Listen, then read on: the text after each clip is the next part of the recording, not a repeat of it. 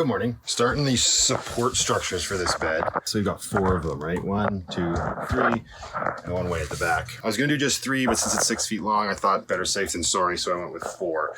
And I just attached each of them with 2 screws so they don't twist. The only thing that I'm kind of debating now is whether or not I should paint the legs gray, because they will be on the outside and you'll see them. Let me flip you around and show you. So these will be on the outsides, obviously, when this moves back and forth.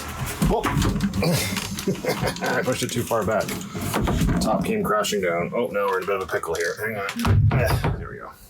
Got stuff on top. I don't want to be smushed. But I want to put a backing on here to cover this up. So like a 1/4 inch MDF board, some sort of decorative thing, just to cover it up and make it look pretty. But then these will be exposed. So I'm wondering if I should be painting them the same gray as like those cabinets. I just wanted to see this and get it done. So now the next step will be to put a middle brace. I'm kind of at the same juncture. Do I just do 1 right in the middle, or do I do 2 that are sort of even with these 2 legs? I don't know. So the only thing that'll kind of suck about doing 2 supports versus the 1 underneath is it'll sort of cut down on the storage space. So you got to imagine if there's just 1 in the middle, then big deal. Like I'll be able to reach through it, but not a lot of stuff's gonna be able to go there where it is, right? There'll be stuff on either side of it. But if I do 2, so 1 a little further up, and 1 a little closer back here, now I've done that twice, right? So it's just the amount of storage I want to lose, which again isn't that much. So let's figure it out. Okay, so here's where I'm at. I can't just build. So all I was thinking about doing was building something very similar to this one out here, right? Like just a box of the 2x4s that I have left over that I made from the 2x7s. Problem is with this wheel well box where the hinge is and where it opens, because I want to mount it to the box, mount it to the cross beam, and then have it high enough to support the bed frame, or the bed platform, sorry. But because of the hinge and the box and the height of it, I wouldn't be able to attach it flat to the wheel well box, because then the hinge would end up pushing it out. So it's about 11 inches across from the box to the crossbar, but I have to change that by about probably this much, which is one of those leftover slats from the IKEA bed, right? So last little bit going into this as well. So if I cut little segments of this guy, probably like that much, and do 1 at the top, 1 at the bottom, just to push the piece of 2x4 that goes against the wheel well box, that'll push it out. It should push it out enough that it won't be that big of an issue. The wheel well box lid will no longer be able to fold flat open, but that's okay. That stuff's, there's just emergency stuff going in there, like jumper cables and spare tire stuff. So it's not like it's gonna be an everyday use situation to get in there. Should be fine. Let's do it.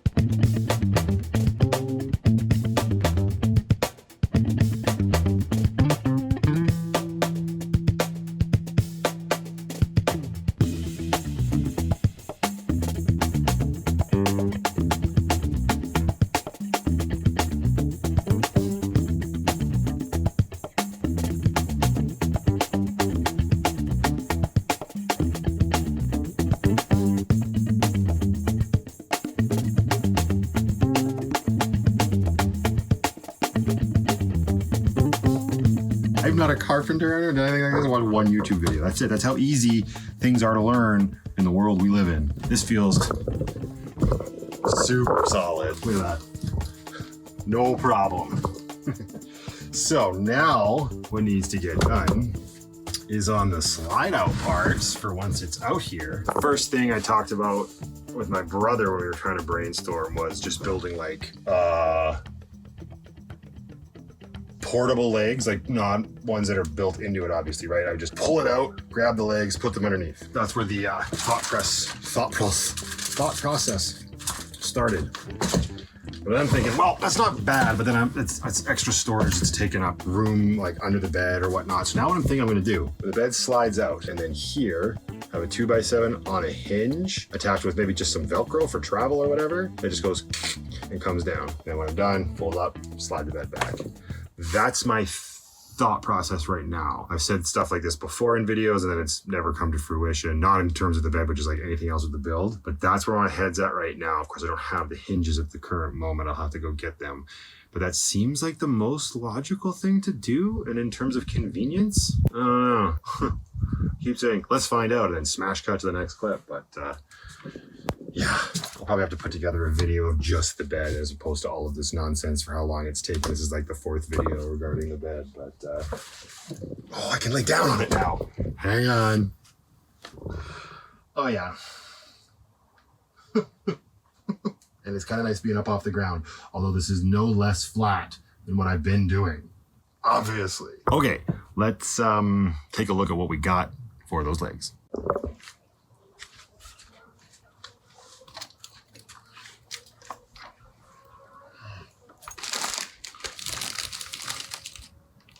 I decided to take a break and enjoy my accomplishment before moving on to those next legs.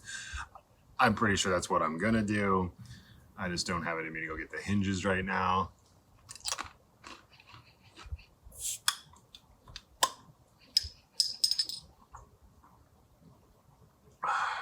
Pretzels and beer. Well earned. And what's really cool, so much of this is cool, what I was gonna speak to directly is that aside from the platform and the skinny little legs on the slide-out part, this entire framework for this bed came from the old wood structure unit that was in the van when I bought it. If I can, I'm gonna throw a clip of that up here or a side-by-side because it ended up on the same side as the van, but the van looks just a little bit different now. A little bit nicer too, I'd say. They built this sort of like makeshift wood shelving thing. We're gonna rip that out. We're gonna see if we can reuse some of that wood as well. And what's really cool is look at this. I think already what I'm gonna do, let me get another one of these nice little plastic white handles that I have on the hanging cabinets and make a little door right here. It can open up this way. And I don't know what I'm gonna put in there. I know it fits bottles of Appleton rum real well, but a nice little cubby for when I'm outside when the doors are open. Like, I don't know. These things that just kind of naturally came up from building this because there's the exact same thing on the other side as well that could be built to be accessible from the interior. Might end up getting walled off just because I know I want to build more stuff out from it, but it's still kind of cool. This stuff just happened and wasn't part of the plan. It still is and will always be a little disappointing that I don't have the drawer here, but the storage space is still there, so the only thing I'm losing out on is just having more of my grandma's old dresser in here. That's okay. I had all this scrap out, trying to see how I want to cover this up on this side, right? I've got some leftover really skinny, I don't know if it's MDF or not, probably, of the subfloor that I used. And I still have very little of the gray digital barn paneling left over. I don't have to cover it completely, which I'm actually okay with because seeing it on, you can't see it right now, but I did it on the outside of the cabinets, the hanging cabinets. It's fine, but it looks to be just a little too much of the digital barn for me. So something on the front here, like something more like this, which is just the plain panels that I use for the subfloor. Done up kind of nice would be cool. Maybe I won't rush on that and see what kind of comes organically as a potential for that. It feels like a really big milestone, getting this more or less done. Like, yes, there's still little things that need to happen to it. Obviously, I still have to get the foam for it. What I'm thinking is some sort of wholesaler for about maybe 5-inch foam. That's the same length as the 2 pieces of plywood. And then I'm gonna hit a fabric store, find something that speaks to me, and then get it upholstered onto the foam. Is that how things go? I don't know. I'll have to Google it. But it feels like a milestone because I put it off for so long. 2, it's probably I think it's the most complex thing I built in here. The water station was easy compared to this. Now, there's nothing else like this that I feel the van needs right now. What I'll be pushing forward with now is just more storage places, right? More cupboards, more drawers, that sort of thing, to utilize what is still available. And obviously there's still like a whole bunch of electric stuff that needs to get done. We need a fan and we need a rack and all of that good stuff. But in terms of the build, sorry, I'm talking with my mouth. Well, that's the most complicated thing done. Oddly satisfying and a little sad.